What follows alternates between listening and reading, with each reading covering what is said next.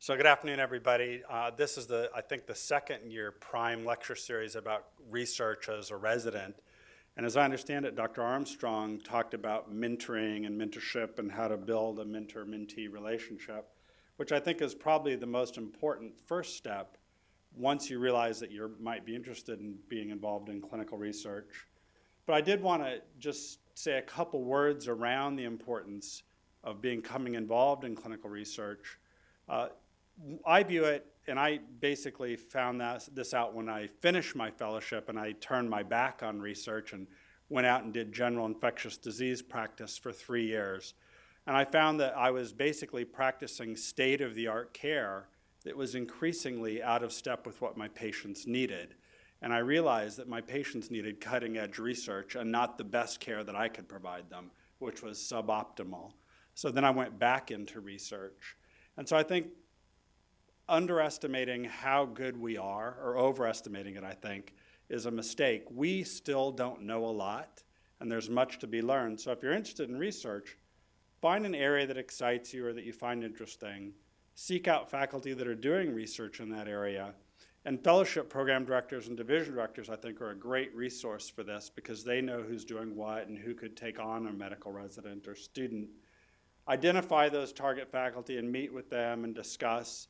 And then just follow up. If you really want to work in that area and they're the best faculty, make yourself useful and make yourself a little bit of a pest in a way, and they'll realize that you're really serious. So once you've got a potential mentor, that's what we're going to concentrate on for the next few minutes. And that's really, what resources are available here at Emory? And there's a lot of resources that are available in general. And then many of these can also be used by medical residents, and then there are some that are available to students that may not be available to residents. At general, once you've identified a mentor, your mentor may not be doing exactly what you're interested in. For instance, you may be interested in some aspect of diabetes that they're not doing research on, and you're interested in looking at a new technology that might be useful in diabetics.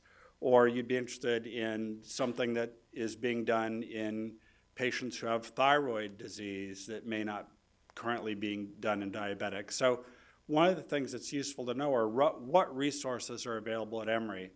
And so I've highlighted this website here called eBERT, the Emory Biomedical Interactive Resource Tool. And what this is a fairly simple web interface where it allows you to look for various categories of resources that you might be interested in. And I don't think this link is active, but let me see. Yeah, that's what I was afraid of since I didn't load it on the Emory Healthcare computer. So basically, I'll show you on the next slide, I selected from the drop-down menu a type of resource and then a secondary research area. And there's very broad research areas like cancer, heart disease, diabetes, all the way to more basic science resources. And then you can, as you click, this program sorts and sorts, and it finds the resources that are available at Emory, and then collaborators who have indicated that they want to be listed on the website and are available through collaboration. So some of the things, for instance, are being done through collaboration of institutions outside of Emory that are on the website. So in this case, I just chose imaging and then the area medicine. And I didn't print out everything. You can see there are 10 resources, but it weighs everywhere from a DEXA bone densitometer, which is very important for looking at bone density, osteoporosis, inflammation, the skeletal bone interface, various microscopic imaging technologies that are here at Emory, including confocal microscopes, et cetera. So you can see that with just a very few clicks of the button, you can rapidly see in certain areas what types of resources are available. And if you click on the More button, then it actually takes you to the page of the lab or the resource, shows you who the contact information are, if there's a charge for using the services, and if you're a student or resident, whether they offer services, and potentially some of them offer discounted services. So again, eBERT is a great place to start if you're trying to find technological resources. For instance, under data collection and analysis, This is something that people frequently say, well, we don't have a program, we don't have a way to collect data, we don't have a way to analyze data. So in general at Emory, there's a couple of resources that are available.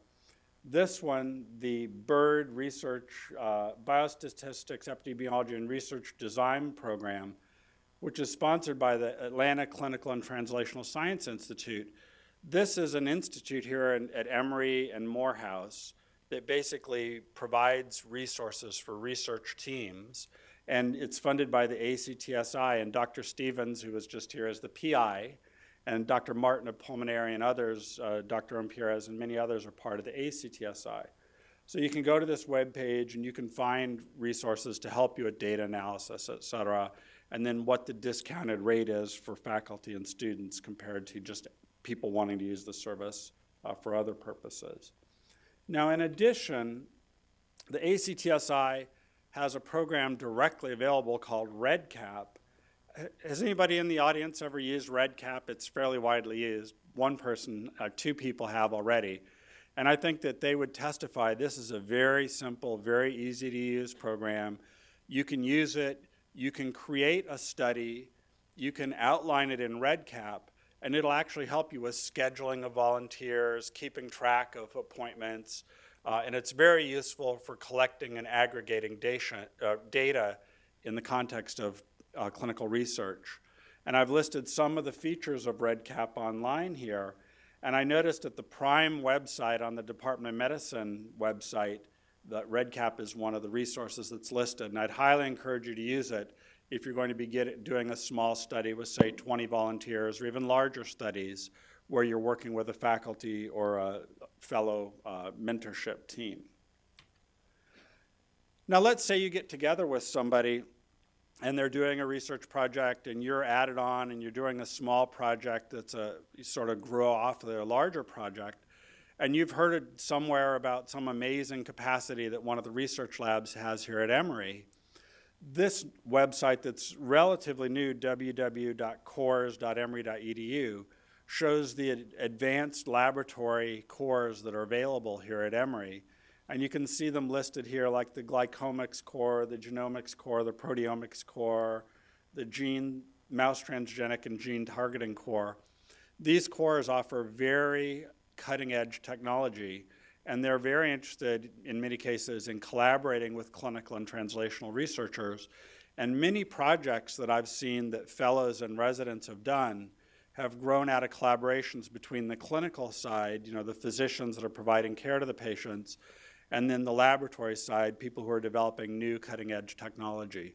So I think that this website is a very valuable resource and can get you into contact with the core directors. And there's also a core day here at Emory. It's usually in the spring, usually in April or May, where all the cores are in the School of Medicine lobby, and they present their services and have handouts about what's available. So if you happen to be here on core day, which will be coming up soon. Oh, it was last week? Oh, okay. Well, if you were there, I'm sure it would have been useful. All right. Now, most importantly for residents, because, some of the things I've talked about, you can get to it in your third year, transition to fellowship if you're staying here. But data analysis, database analysis, those things are really the bread and butter of resident research projects. And we have a lot of databases here at Emory. When I looked last night on the website, there were more than 35 databases with repository samples, and probably twice that many databases that don't have repository samples. So I just selected a few that I know have been frequently used by residents. I really shouldn't be calling this the Grady Diabetes Database anymore. That's just a holdover, but the Diabetes Database now has data going back a decade or more from Emory Midtown, all of Emory Healthcare, and 2 decades worth of diabetes data from the Grady Diabetes Clinic. And it's all in a nicely formatted, easy-to-use database. And I'm aware of at least half a dozen residents in the last 10 years who have collaborated with our endocrinology faculty, Dr. Ramirez and others, on data projects and analyses, including an upcoming chief resident who just published a paper from some work she did on this database. If you're interested in HIV, the Center for AIDS Research has a data repository and samples. So that's another way that you could get involved. The sepsis ARDS database that Greg Martin has, I know he's worked with students and residents and fellows in the past. The Grady Trauma Project has spun off a slew of data analyses related to trauma, violence, and inner city type projects. And then the entire Emory Healthcare data warehouse, which includes data on almost every patient who's been seen at an Emory Healthcare facility for the last several years. This is available also for data analysis. So you can see that there's a wealth of data and then many databases that are linked to sample repositories so that you could do a lab project coupled with a data analysis. So in order to get started on something like this, I again encourage you to get in contact with one of the faculty that's working in an area that you're interested in doing research in. Now this I know is going to sound really corny, but I really mean it. By far the most important research resource at Emory is you. And I loved our Grand Round speaker when she closed acknowledging the people that had made the clinical observation. Clinical observation is key to discovering new fields in medicine.